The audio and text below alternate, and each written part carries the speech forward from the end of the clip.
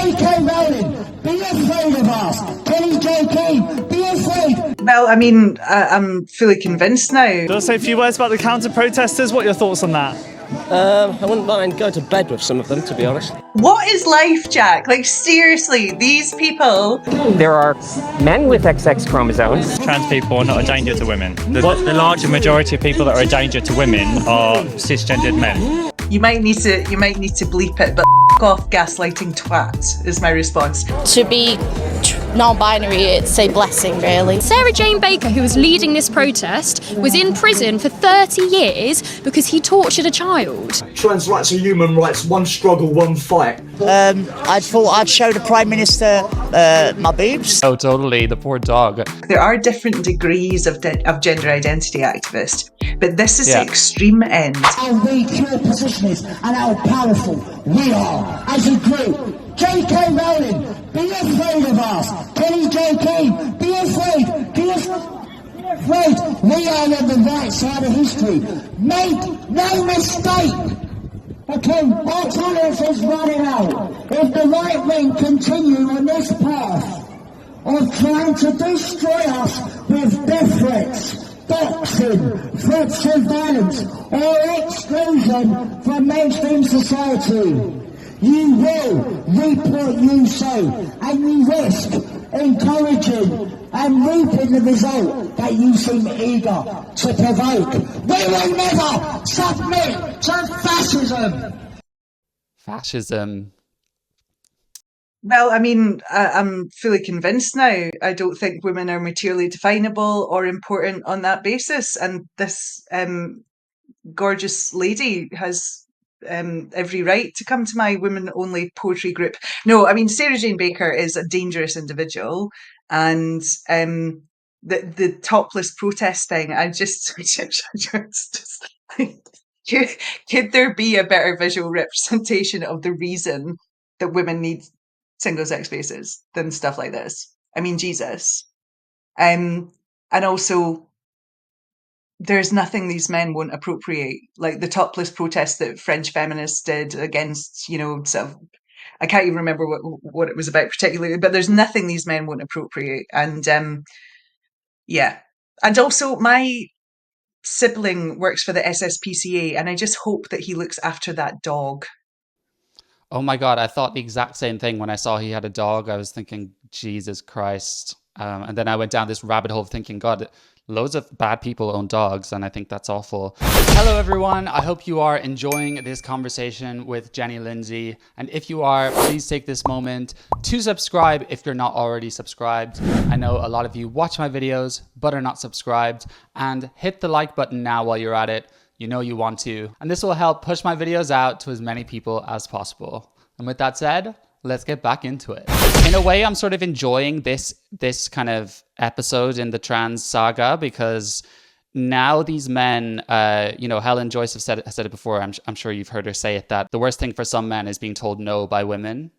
So I think that it's sort of comical and fun to watch in a way because some of them are so outraged they're being told no that they're resorting to more extreme rhetoric and extreme stuff, as in I feel like more of them are revealing their true selves in public rather than just online.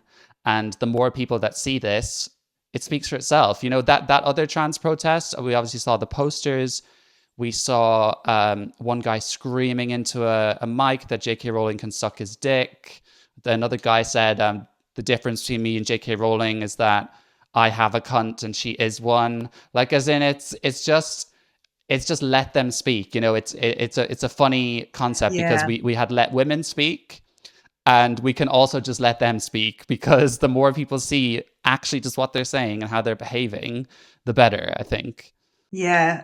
I mean, I actually, in the true sense of the word, was a bit triggered by some of the Saturday 19th April protests because one of my biggest hounders actually led the one in Edinburgh, and he appears to be fully radicalized now. And I just it really jolted me because it was a reminder of the reasons that I can no longer work in my old industry is because of men like that. Yeah. So I did find it a little bit like, oh my God, you know, because it was just a reminder of how much my industry has been ignoring and backing men like that over myself. So I did struggle a bit with that one, but I know exactly what you mean with the sentiment. Like this stuff is just, it's so unjustifiable. And that creepy guy, I think on this same protest, who was saying that he quite fancied sleeping with some of the counter protesters. I was like, Oh, don't oh, worry. dude, That's come coming on. up.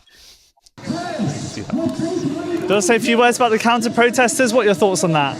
I wouldn't mind going to bed with some of them, to be honest. Go to bed. Lovely. So what? You're straight. You're straight. You're into women or into men? Is that? I don't know. I just want to get laid. All right. Lovely. Lovely. Yeah. What's your thoughts on these signs? There's women-only sports, defend women's rights. Touch some grass. You might like some trannies. So you think they should go to the other side, try some trannies? Is that what they should do? You shouldn't just, touch some grass. That's people's problem these days, if you ask me. They'll even know any transgender people. I bet not, Yeah. Everyone at work loves me. I mean, you don't have to be attracted to them to get to know them, though, eh? I mean, it's not all about like sex and that side of things, no? No comment. I mean, one thing I have to say is that people at work may not necessarily love him, but they're probably terrified of what they say around him. And I don't know, Jenny, maybe you just need to touch some grass, right?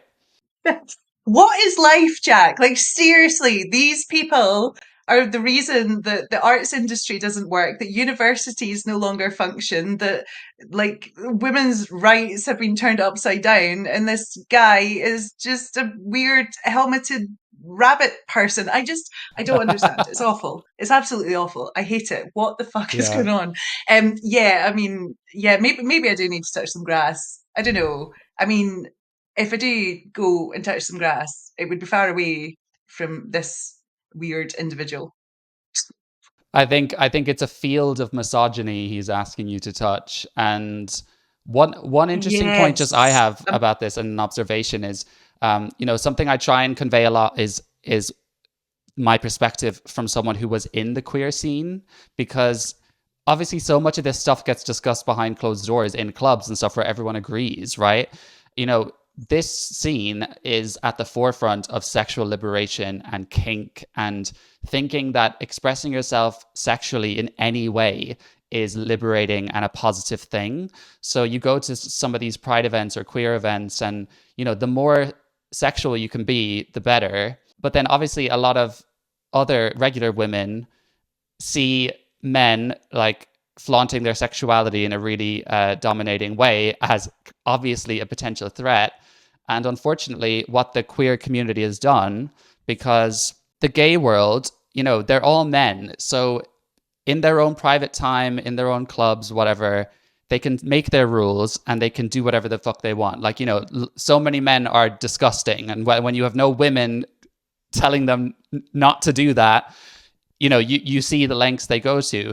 But within just gay men, it's kind of like women, okay, just don't do it in front of me, but like, knock yourself out if you want. But the problem with trans is now we've invited straight men who think they're women to behave in the same way, and think that behaving in the same way is really liberating. And, why would you just be a boring hetero monogamous person who, dresses properly? So I guess that's my interest, is that he thinks, my assumption is he thinks it's liberating and it's progressive for him to just be really brazen with how he's spoken about those girls. Yeah, Gareth Roberts' Gay Shame is really revealing on this. His book was such an eye-opener for me, because I'd been wondering why so many gay men were so anti-TERF and all the rest of it too. And Gareth's book is so good on sort of male sexuality and also gay male sexuality, which he says is just so misunderstood. But yeah, you're quite right. I mean, I'm technically part of this LGBT, blah, blah, blah. I mean, I'm one of the boring bees, but it's not very interesting, is it? I mean, that's like, it's illegal to say that. I remember when I said this to one of my former friends who now identifies as trans, and they found out I was bisexual, and they were like, "Oh, but you're the most oppressed because everyone forgets about you." And I was like, "That's fine. It's totally fine, man. totally fine. It's not interesting. Yeah, I have no interest in other people's shagging. Like, everyone go and have nice shags. That's grand, but stop. Like, Yeah. I don't care. Stop it. Hey everyone, if you want to support my channel and my work, there are a few ways you can do that. There is a one-time donation PayPal link in the description. You can join the YouTube membership community for access to the Jack Jewell Uncut episodes of my podcast, or even better, join the Jack Jewell Uncut Substack, where you get all of the above, as well as exclusive articles seen nowhere else. Link is on screen and in the description. So that's XX chromosomes, right? Yeah, women. There are men with XX chromosomes. Yeah, there are. Total androgen insensitivity syndrome. Have you ever heard of it? What? Total androgen insensitivity syndrome. It happens when you have somebody. Do you think that the men Oh, dresses sorry. over there have that? I've got that mixed up. Yeah. That's XY female. Yeah. But yeah, there are XX men. Okay. There aren't. If you're not going to accept biology, that we're operating on a different psychological plane. I'm happy to engage with you, but like, I know what a woman is. I think you do as well. That's why you're so keen to stand there waving your flags and denying it. Let's look that up, shall we? It's so classic, they have to start Googling things. Yeah, I mean, yeah, with that one, it's the classic stuff, isn't it? It's like, let's muddy the really, really simple things and make out like they're complex, and do vice versa as well. I mean, it's that smug little tone as well. Well, actually, it's that thing that I was talking about earlier. Yeah, I mean, it's just incredible. And we are in a different reality. I think that I was talking to somebody about this because one of the things that's disturbed me a little bit is that I do think that I'm really struggling actually to keep as friends those who don't share this belief, because it goes beyond belief. It's a different reality. It is. Oh, yeah.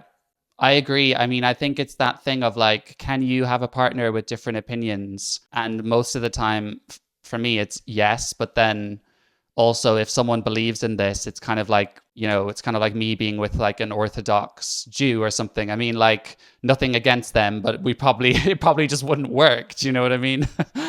Yeah, it is that, because you're just operating on a completely different level of reality. Yeah. In their world, woman is a boundless void. And in my world, women are materially definable, and that's existential. And to deny that is to be a bit of an ogre, actually. So it's, it's difficult to bridge, isn't it? But I do think that the young woman, is it Maeve? I think she's absolutely right as well. I think that guy totally knows. He does totally know what women are. Yeah, I mean, in my praise for them, I thought she held her own really well. And I love that point about we're operating on different planes, because if your starting point is trans women are women, then it's very difficult to engage. And I'm sure most women will say, this doesn't matter. I know what a woman is, and I don't need to defend myself this well. But I think one thing I like to see a bit more in being able to debate, because it is quite fun to catch these trans activists out, in my opinion anyway, I enjoy that, is these intersex arguments get very complicated, and it's really good to arm yourself against them, in my opinion. So the truth is, there is a condition called XX male, and then there's XXY, which is Klinefelter syndrome. But in XX male, they do have those chromosomes, but there's something that happens with the SRY gene kind of getting mapped onto the X. So in every other sense of the word, they're male. They're usually infertile, but they have testicles. They have, they have a male phenotype. Their body produces testosterone. So the whole point is that, just like she said, are the men out there one of these people? Because the whole intersex thing is another argument. We can talk about these edge cases and how we accommodate for these people in society. And in 99% of cases, it's very easy to know what to do because of the type of puberty they went through, right? So that's just me geeking out a little bit. But I think the intersex thing is so annoying because none of them are intersex, right? Yeah, exactly. And the thing about these activists is the whole point is to muddy the real. It's to muddy the idea of women being a definable category. So they will use anything they can to deny women are a materially definable category. So Even though they want to be them so much, you know, why would you want to be something this vague? Yeah, exactly. Trans rights, So human rights. incoherent. How do you feel at the minute they're kind of topless right now? Is that a good way to protest? I believe so.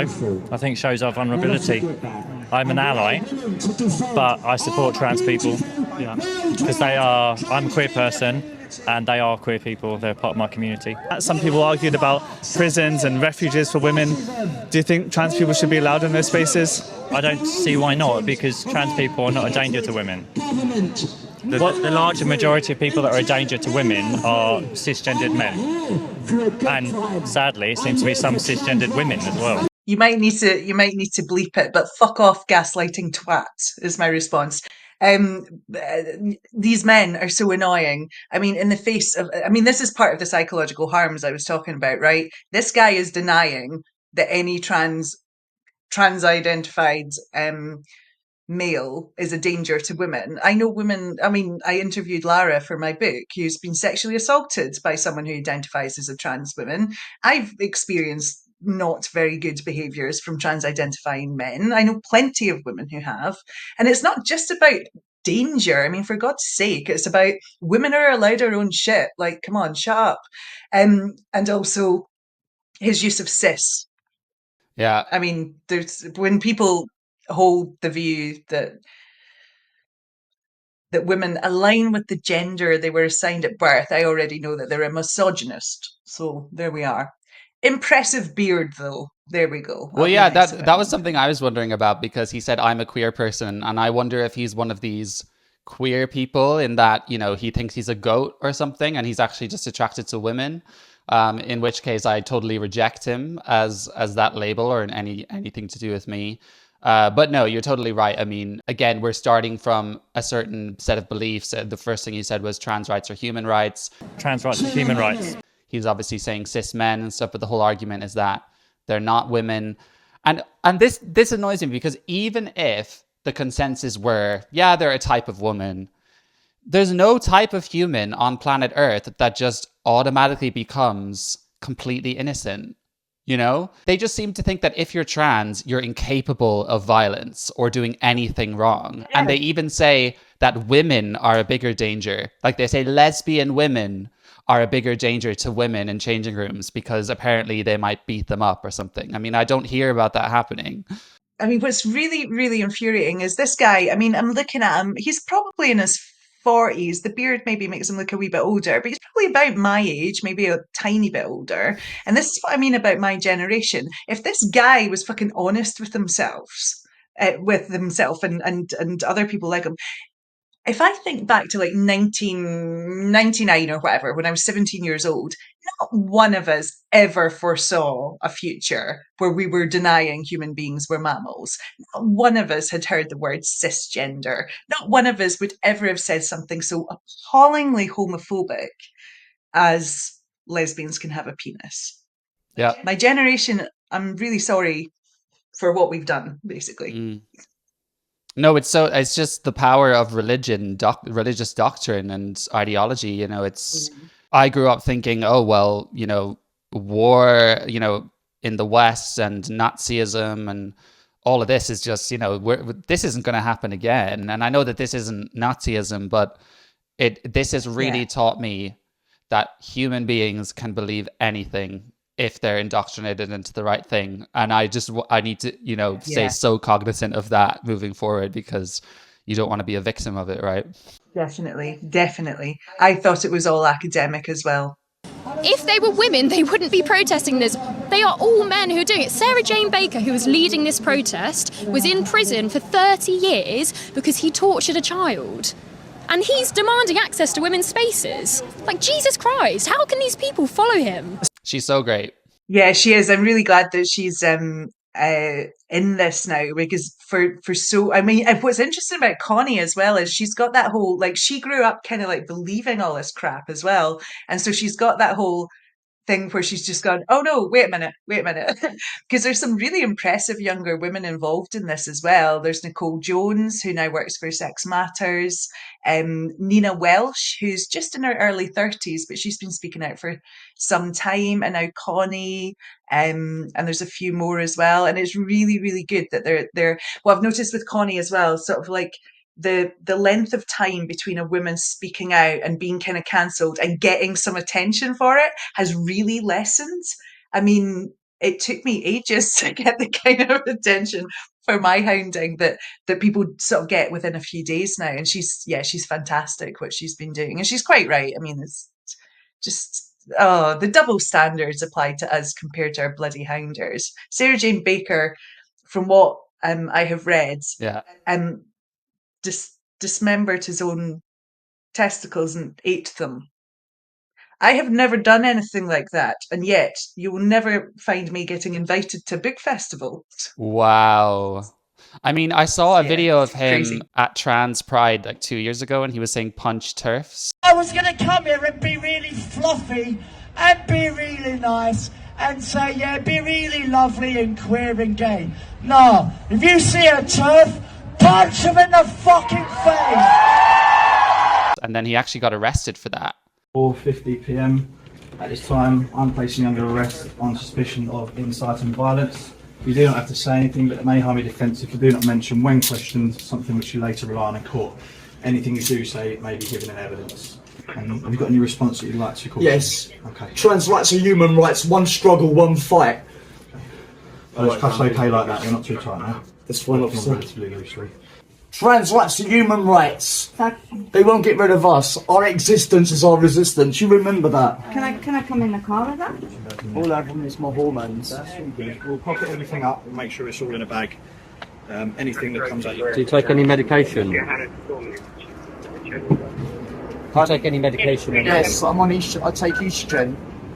Okay, do you have any medication? And I think sent back to prison for a while. So just, I mean, let's hear from him, actually, unfortunately.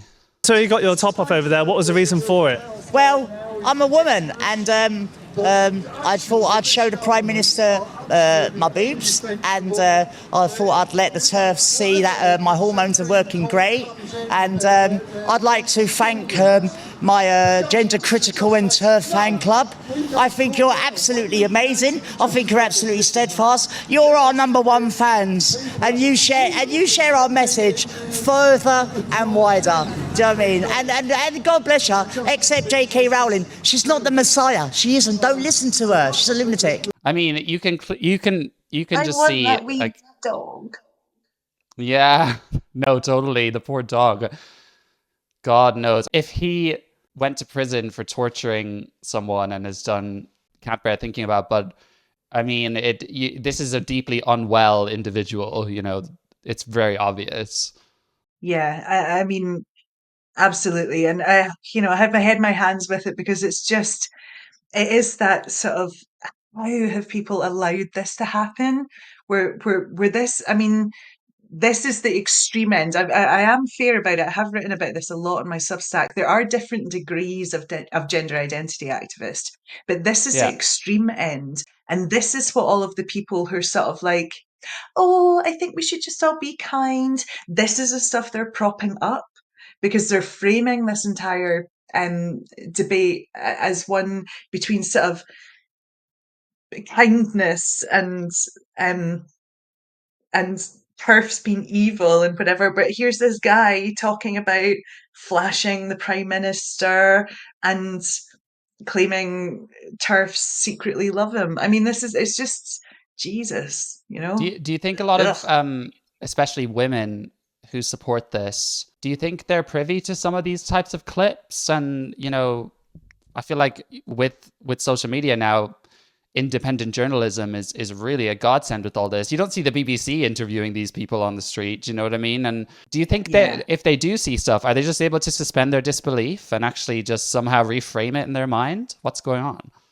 Yeah, unfortunately they are. I know this only from my own experience with former friends. They would probably view something like this and sort of go, oh, but that's that's just one person. All other trans people are wonderful and beautiful and whatever. And I'm quite sure even the literary hounders that I've had, when they saw one of my biggest hounders leading this sort of chant in Edinburgh about give us wombs and give us titties, they're able to just sort of like, I don't know, compartmentalize it and just go, oh no, it didn't really happen, because they have to. I mean, this ideology is so powerful. Yeah. It's so compelling for these people, it seems. Like they have to just like not see it. And I think that's why so many of them are no longer on Twitter, and they just all fled to Blue Sky, because they're like, I can't see this.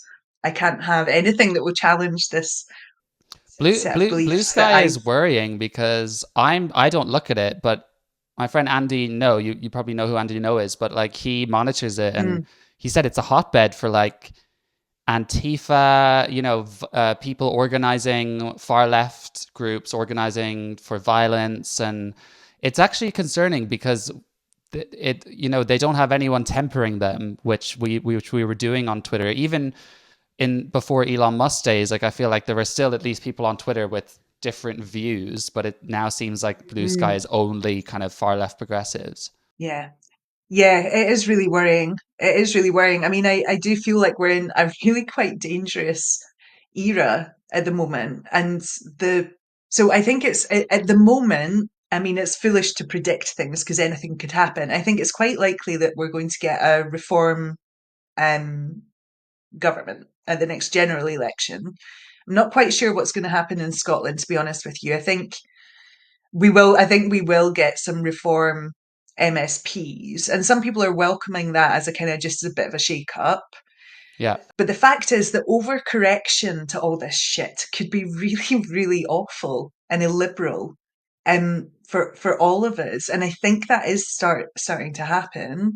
And that isn't something that I want. That isn't something that I'm in agreement with. Yeah. But as Alex Massey of The Times said today or was it yesterday in a column, this is what happens when insanity becomes mainstream, basically. Yeah, I mean, I feel a little bit more optimistic in that sense because I agree. I also don't want an overcorrection, and I don't want, all this kind of remigration stuff. But I do have faith that as Brits, and I say this as an Irish person that lives here, but we're very different to America, and I do hope that a lot of these people at the forefront of this change, really want to bring us back to a place of, tolerance, free speech, and, liberal, like, the classical liberal of the individual, really. So, but yeah, I guess we'll just have to see how it all unfolds, 4 more years. Yeah, that's my hope as well. And yeah, I mean, it is ages until the next general election. It will be interesting to see what happens in Scotland next year, I will say. Yeah, I'm very intrigued. That's when our next elections are. Okay, we have one more before your I believe in trans rights, and I'm non-binary myself. So that means you're neither male or female? Yes. How do you come to that conclusion? Well, I'm autistic, and I'm never fit in with anyone. So I just think I'm just that. That's how it is. Could that then argue that sometimes it could be like a medical issue that needs to be looked at first, rather than saying you are non-binary as a straight conclusion? No, it's not a medical condition. And to be non-binary, it's a blessing, really. I would have kind of thought with autism, I suppose this is the failure of the NHS, isn't it? Because if you get treated for autism well, psychologically, you'd probably be taught like you are prone to kind of rigid thinking and maybe getting carried away with stuff. So just be aware of that, Yeah, as I say, like things like autism, that isn't my background. I mean, I'm a former teacher and I've taught autistic young people and stuff. I mean, my thing with this particular person is like I don't feel any animus whatsoever towards them at all. They've imbibed a really, really as I say, bastardized interpretation of what gender is. And that's what young people are getting taught. And they're getting taught by adults, and they're getting taught by the culture that if you're a wee bit, sorry, I'm just knocking my laptop over.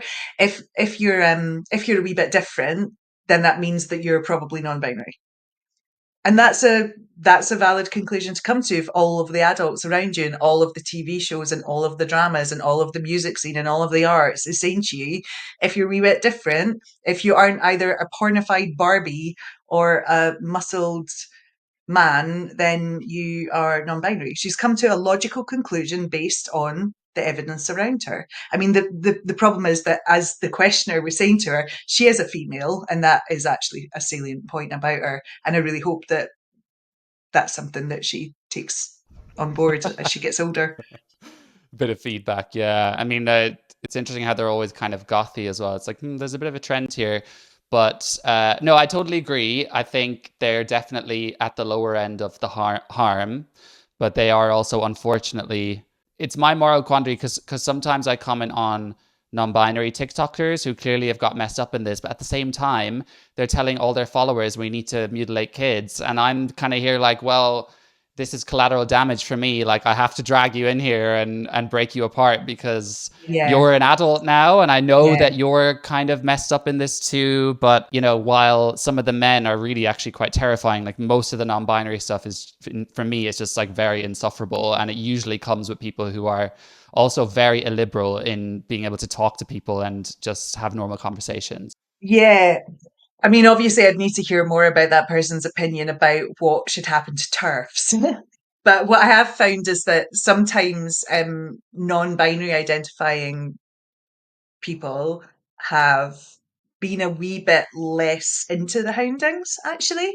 But that's just a. I mean, my red line with people is you must not support houndings. But for a wee while, I was in conversation with a couple of sort of non-binary identifying poets when we were talking about, okay, we've got really different conceptions of what gender is.